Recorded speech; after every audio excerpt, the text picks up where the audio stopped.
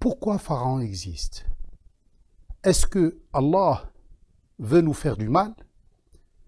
Est-ce qu'il veut juste nous éprouver? Pourquoi il laisse tout ce désordre? Une question que tout le monde se pose. Pourquoi le Créateur fait exister Pharaon? Je vais vous donner un petit exemple. Nous sommes ici-bas dans cette demeure immédiate. Nous sommes comme un enfant qui est en train de fabriquer une demeure. Très bien. Est-ce que cette demeure restera tout le temps? Est-ce qu'elle est éphémère ou est-ce qu'elle est durable? Normalement, dans l'esprit d'un croyant qui croit au jour dernier, al-akhira, il ne croit pas simplement qu'il va mourir puisque tout le monde meurt, qui croit vraiment à la notion du paradis et de la vie éternelle, à chaque fois qu'il construit quelque chose sur terre, il y a quelque chose qui ne quitte jamais son esprit. C'est Dar al-Akhira, la demeure finale. Malheureusement, ça arrive souvent, il y a un mur qui se dresse entre nous et cette vie éternelle. On commence à agir dans cette vie comme c'est ça la vraie vie. On commence à s'attacher à cette vie. Et plus on s'attache à cette vie, plus on est attaché par des chaînes. Plus les chaînes augmentent, plus on a quelqu'un ou quelque chose qui naît en nous, qui s'appelle aussi Pharaon. Et justement, j'ai le asa de Moussa, le moyen de résistance pour enlever ces chaînes. Et je ne réussirai jamais si je ne crée pas ce lien avec la demeure finale. Au niveau société, nous avons aussi ce phénomène. Plus la société est enchaînée par des choses de ce bas monde, il y a l'apparition de Pharaon. Pharaon existe à ce moment-là. Pourquoi? Pour me demander de revenir vers l'akhira. D'ailleurs, le Créateur laisse Pharaon créer les ténèbres pour nous pousser à chercher la lumière. C'est pour ça, dans les récits historiques ou la symbolique, Pharaon, il est toujours lié à une pyramide. Et cette pyramide, bien sûr, c'est une tombe. C'est les ténèbres. Malheureusement, il y a certains humains qui considèrent que c'est de la lumière. Non, la lumière, elle est ailleurs. Quand on n'a pas de lumière, cela va nous pousser à aller vers la lumière. Quand on a des signes évidents que rien ne va, on est attaqué de partout, les maladies, les guerres, les OGM, la détresse humaine, toutes ces choses-là, c'est des signes qu'on doit faire quelque chose, qu'on est dans les ténèbres et qu'on doit aller vers les lumières. Quand on est enchaîné par des crédits qui ne finissent pas, puisqu'on a cherché simplement ce bas monde, en croyant que je suis obligé de m'enchaîner, de devenir esclave pour avoir une vie éphémère. Quand tout le monde commence à chercher, à courir derrière l'argent, obligé que Allah Azza wa Jal met Pharaon, puisqu'il a déjà envoyé des signes. Pourquoi? Pour que les gens cherchent la lumière et ensemble. Et c'est ça la raison de la venue de Moïse. Ce message qui nous dit, comme ici vous le voyez dans Sourate Ash-Shu'ara, verset 17, Moïse dit à Pharaon, il ne lui dit pas fais-nous vivre, donne-nous, diminue les taxes. Non, non, non, non, non, non. Il lui dit libère-nous. Traduit par afin que tu renvoies les fils d'Israël avec nous deux. Que eux-mêmes, ils deviennent porteurs d'un message très important à toute l'humanité. Ne te laisse pas induire en erreur par ce faux bas monde. Fais attention. Je vois beaucoup de gens en détresse. Pourquoi? Puisqu'ils n'arrivent pas à enlever dans leur tête que la seule chose qui doit nous intéresser, c'est la demeure finale. Bien sûr, comment allier les deux? On aura l'occasion d'en parler. Anarsil ma'ana bani Israël. Isra, c'est le voyage nocturne, non? Un croyant, c'est quelqu'un qui voyage vers le ciel, qui s'élève vers le ciel à travers ce qu'il construit sur terre. Tu ne peux pas t'élever vers le ciel si tu ne construis pas quelque chose sur terre. وَلَقَدْ أَرْسَلْنَا مُوسَى بِآيَاتِنَا أَنْ أَخْرِجْ قَوْمَكَ مِنَ الظُّلُمَاتِ إِلَى النُّورِ وَذَكِّرْهُمْ بِأَيَّامِ اللَّهِ إِنَّ فِي ذَلِكَ لَآيَاتٍ لِكُلِّ صَبَّارٍ شَكُورٍ. En effet, nous avons envoyé Moïse avec nos signes. Grâce à elle, fais sortir des ténèbres vers la lumière ceux qui se tiennent avec toi, ceux qui cherchent leur liberté. Fais-les sortir des ténèbres vers la lumière. Et rappelle-leur les jours d'Allah. Ayyam d'Allah. Qu'est-ce que l'ayyam d'Allah? Les jours d'Allah sont haqq, sont durables. Les jours d'Allah sont akhir, ça veut dire la finalité. Les jours d'Allah, c'est un rendez-vous que nous donne Allah Azza wa Jal pour nous offrir cette vie éternelle sur la base de ce qu'on a construit sur terre. Par contre, ce message n'est pas écouté par celui qui n'est pas déterminé et qui n'est pas très reconnaissant. Celui qui est déterminé de sortir des ténèbres, car il a compris que même s'il a toutes les richesses du monde, il ne peut pas connaître le bonheur sous le règne de Pharaon. Il ne peut pas connaître le bonheur en étant enchaîné. D'ailleurs, celui qui ne connaît pas le bonheur, parmi les humains, c'est celui qui est dans un palais en train d'opprimer les autres. C'est l'oppresseur lui-même, puisqu'il est confiné dans un qasr, dans un palais. Qasr. Et c'est lui qui manque de liberté. Alors plus on manque de liberté, plus on s'éloigne du bonheur. Ce message aussi, c'est pour quelqu'un qui est shakour, très reconnaissant. C'est-à-dire, c'est celui qui se pose la question à chaque jour.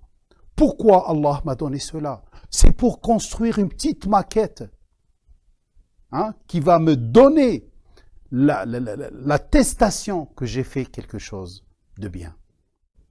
وَإِذْ قَالَ مُوسَى لِقَوْمِهِ اذْكُرُوا نِعْمَةَ اللَّهِ عَلَيْكُمْ إِذْ أَنْجَاكُمْ مِنْ آلِ فِرْعَوْنَ. La raison de l'existence de Pharaon, justement, c'est que le fait que Pharaon, l'oligarchie de Pharaon, qui somme des mauvaises corrections, sacrifie tout ce que vous êtes censé avoir édifié, car il consacre tous nos biens pour eux. Nous, on ne fait que passer dans cette vie, travailler, se fatiguer pour rien, et paralyse, intimide tout ce qui dépend de nous. C'est cette chose-là qui va pousser certains à laisser leur travail et sortir et dire non. Résistance passive. On ne peut pas continuer comme ça. وَفِي ذَلِكُمْ بَلَاءٌ مِّن رَبِّكُمْ عَظِيمٌ. Et c'est là la preuve que l'existence de Pharaon est voulue par Allah Azza wa Jal, voulue par le Créateur, pas pour nous faire du mal, mais comme une dernière correction, d'accord, pour arrêter tout ce film, pour arrêter ces agissements de Pharaon. Et comme je vous ai dit, Pharaon, c'est un système, c'est pas une personne. Ce système qui nous enchaîne avec toutes les choses de ce bas monde et nous renvoie vers les ténèbres. En cela, le responsable de votre évolution vous a soumis à une épreuve sans commune mesure. Bala. Mais qu'est-ce que le bala? Qu'est-ce que l'épreuve? Dans Sourate Al-A'raf, verset 168, 668, وَبَلَوْنَاهُمْ بِالْحَسَنَاتِ وَالسَّيِّئَاتِ لَعَلَّهُمْ يَرْجِعُونَ. Nous les avons exposés à des situations difficiles, excellentes ou mauvaises, dans le but de revenir vers Allah. Le but est de revenir vers Allah. Le but est de s'élever de ce bas monde. Ne pas rester esclave de ce bas monde. Il y a une différence entre quelqu'un qui vit pour les outils de ce bas monde et quelqu'un qui utilise les outils de ce bas monde pour vivre ici-bas et vivre éternellement. Ils ne sont pas pareils. Bala vient de la racine balawa, 37 fois dans le Coran, traduite par épreuve. On peut résumer le sens en exposer quelqu'un à une situation difficile à supporter dans le but de l'élever. Et voilà pourquoi Pharaon existe. C'est une situation que beaucoup de gens ne commencent plus à supporter et c'est ça qui va nous pousser à aller vers la résistance. Il faut bien sûr différencier du mot fitna, c'est une expérience susceptible de provoquer un état conflictuel, ou adab, qui est simplement la correction. Je vais vous donner un exemple par rapport au bala, à cette épreuve. Normalement, vous êtes dans cette situation. Vous travaillez dans cette vie, mais vous n'oubliez jamais que ce qui est entre vos mains sont comme des maquettes, comme des jeux. Car votre vrai rêve, c'est autre chose. C'est une vie éternelle. Quand il y a un mur qui se dresse entre toi et ce rêve, ça c'est un bala. Malheureusement, il y a beaucoup de gens qui ne comprennent pas. Qui ne comprennent pas qu'au moment où ils ne font que chercher ce bas monde, il y a beaucoup de signes qui viennent à eux qui leur disent « Non, revenez ». Malheureusement, ils tournent le dos. Par contre, la procédure officielle divine, selon ma compréhension, c'est utiliser ce bala justement pour aller vers le jour dernier, pour aller vers la lumière, alors que j'étais dans les ténèbres. Il laisse Pharaon créer les ténèbres pour nous pousser à chercher la lumière. La dernière fois, je vous ai parlé de 3 composantes qu'utilise Pharaon. 1, c'est les ténèbres provoquées par les religieux qui utilisent le Créateur pour te dominer. Alors la solution, je l'ai déjà dite la dernière fois, n'accepte pas d'être un singe. N'accepte pas d'être un imitateur. Tout ce qui est interdit, Allah l'a exposé clairement. Et quand tu as le moindre doute, 1%, privilégie le fait que Allah n'a pas dit. Et ça, c'est de la résistance.